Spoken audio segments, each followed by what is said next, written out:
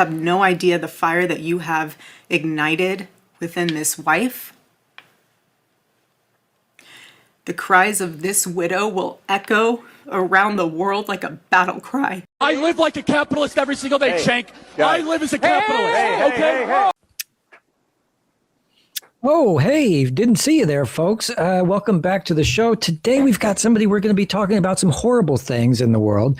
And one of the most important aspects that we should be talking about is the inability for legacy journalists to do what they're supposed to do in covering things objectively, which, come to find out, I don't think they ever did. But there was a time when they had a fighting chance and were able to do this. Now, with the thing going on in Gaza, you have Israel that's bombing 8 countries all at once.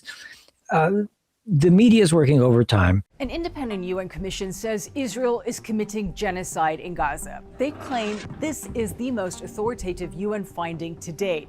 And it comes as Israel's pressing ahead with its incursion into Gaza City, with hundreds of thousands forced out once again. We've made it 1-year penalty for inciting riots. We took the freedom of speech away because that's been through the courts.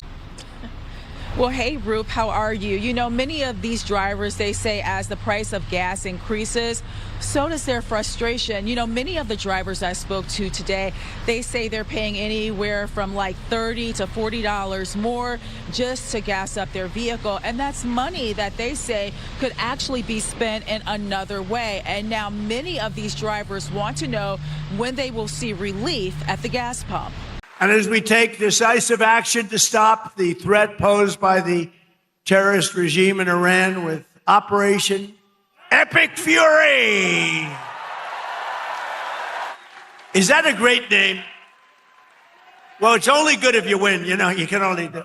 And we've won. Let me tell you, we've won. The Pentagon told commercial satellite companies to hide the damage that Iran's done to American military bases, and we just got our first real look at what they were hiding. A new Washington Post investigation analyzed over 100 high-resolution satellite images released by Iranian state media, and they verified them using a European satellite system that the US can't censor. What they found was at least 228 buildings, vehicles, aircraft, and pieces of equipment that were destroyed or damaged at 15 US military bases across the Middle East. So we're talking about living quarters for troops, fuel storage, hangars, Patriot air defense systems, radar arrays, and a satellite communications hub at the largest US base in the Middle East. They even destroyed an E-3 surveillance plane that the Air Force kept parking in the same exposed spot on the runway until Iran finally hit it. And 7 US service members have been killed at these bases since the war started, and over 400 have been wounded. The HQ of the entire 5th Fleet has been so badly damaged that the headquarters relocated to Florida and may never return. And you had experts telling the Post that the Iranian strikes were precise, saying no random craters indicating misses, and that's because Russia's been giving Iran intelligence on US targets. And as far as the Pentagon's response to all this, they pushed back, calling the assessment misleading, but they declined to give specifics. We don't think you fight fire with fire, bitch. We think you fight fire with water, bitch. We gonna fight racism, not with racism, but we gonna fight with solidarity.